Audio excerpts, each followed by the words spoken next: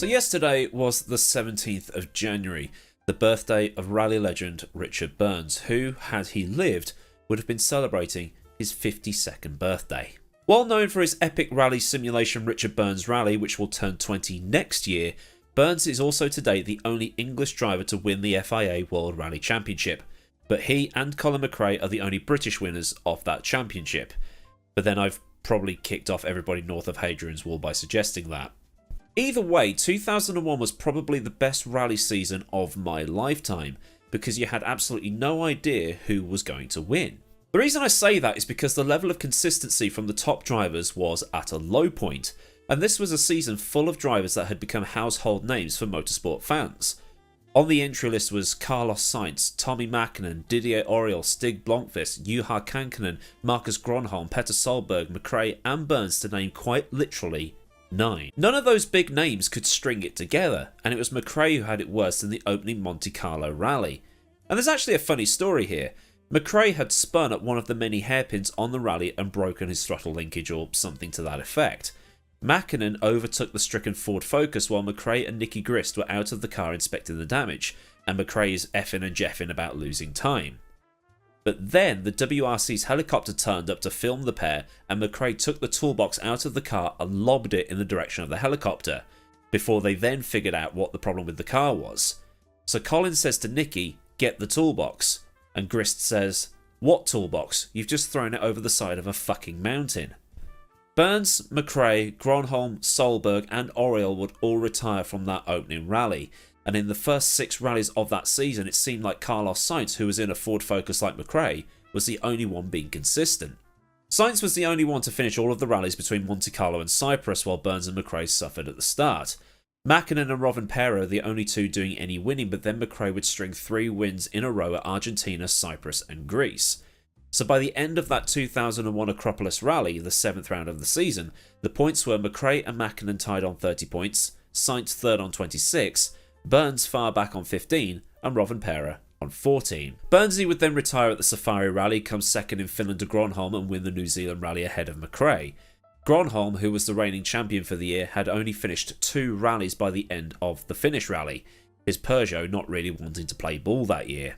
Burns would outscore McRae at Corsica and Australia, and the results going the way they did meant that the title showdown would be between 4 drivers, 3 with a very realistic chance of actually taking the title, and 1 outsider. McRae, Mäkinen, Burns and Sainz could all win the title, but realistically Sainz would need to win the rally and have the other 3 not score. In the Constructors' Championship, Peugeot, despite the drivers not being within a shot of the title, were leading forward by 4 points, and were about 20 points ahead of Mitsubishi, then 30 points ahead of Subaru, and those cars had drivers in for a chance of taking the championship. So the teams and drivers headed to Wales for the 2001 Rally GB. It was going to be a rally made up of super special stages, which is that Race of Champions style 1v1 type of thing, and then also the traditional, special stages on the dirt roads and, handbrake turns and sliding and all that good stuff. But because this was Wales in November, it was going to get muddy. But that wasn't the only talking point. The other was because the British motorsport media, heavily biased of course, was talking about how this was a battle between our 2 rally legends. McRae versus Burns. England versus Scotland. And the fact that the 2 drivers could not be any more different from each other. McRae was balls to the wall, his if in doubt flat out mantra being rally's version of if you no longer go for a gap that exists. Burns on the other hand was calculated, smooth, but at the same time quick. He could get in with a chance of winning titles just through consistency, instead of having raw pace like Mäkinen, McRae and later Loeb. They were rivals, but they were also friends. It was a respectful rivalry that had nowhere near the venom that Senna and Prost had. And the way they drove split fans too, just like Senna and Prost. You had the ones who loved how McRae would rag the daylights out of his car and put it on the line every single time. And then you had Burnsy, who was smoother and while he didn't look as exciting, was still quick. McRae was also very popular thanks to his PlayStation games, so he was the one that everybody was paying to see. And since this was an English driver versus a Scottish driver in Wales, magazines like Autosport were calling it the Battle of Britain. At Super Special Stage 1 in Cardiff before the rally proper got going, it was McRae that drew first blood, racing against Burns no less. Mäkinen lost time through hitting the wall, so it was all going to be a little bit shaken up before it got going properly, if that makes any sense. But McRae went out of the blocks like he was Usain Bolt in the first special stage, lobbing his car around on some untypically dry Welsh dirt roads to open out a lead to stake his claim on the championship, while Mackinnon, Burns and Sainz struggled to keep up. Mackinnon on the second stage of the rally accidentally hit a pothole that shredded his suspension, and his rally and championship were done before they really got going. Gronholm managed to get back into the lead thanks to his Peugeot's newfound pace, but Sainz was in trouble right from the start.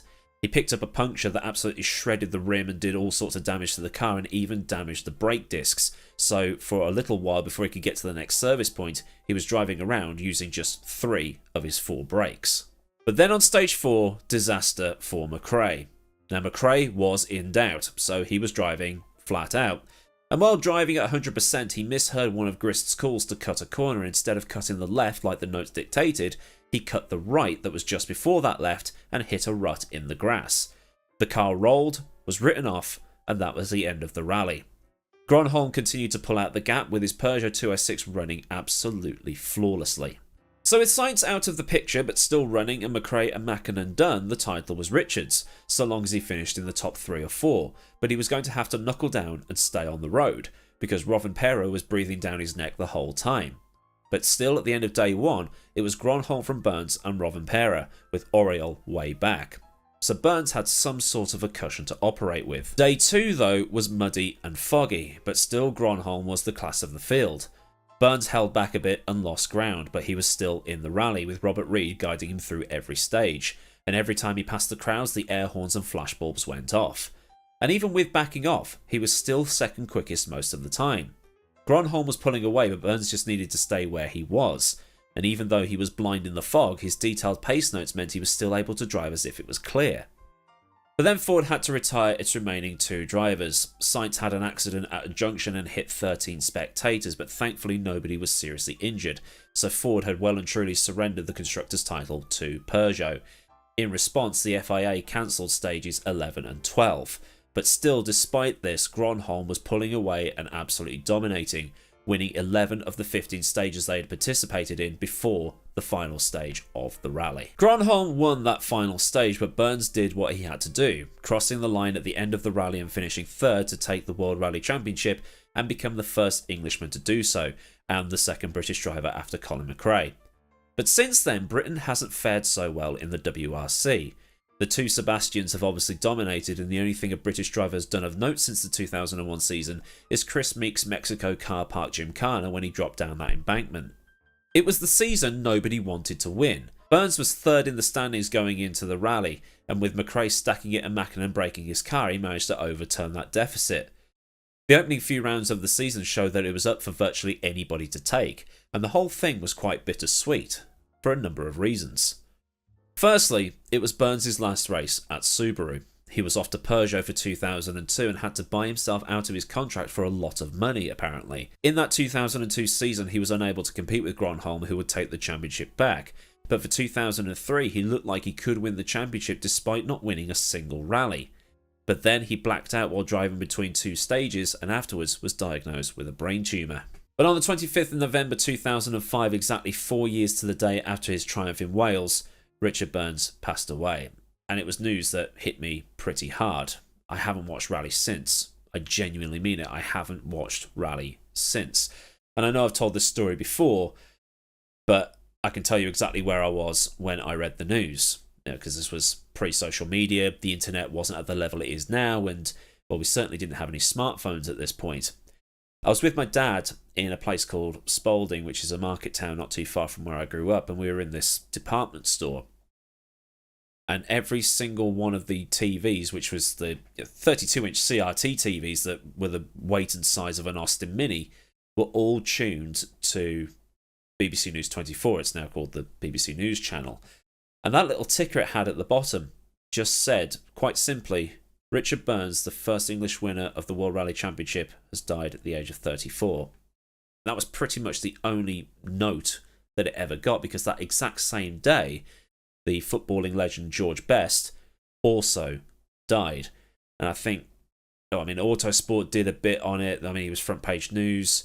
There was a lot of coverage in the motorsport magazines, but in just general sport coverage, nothing. It was just wall to wall George Best.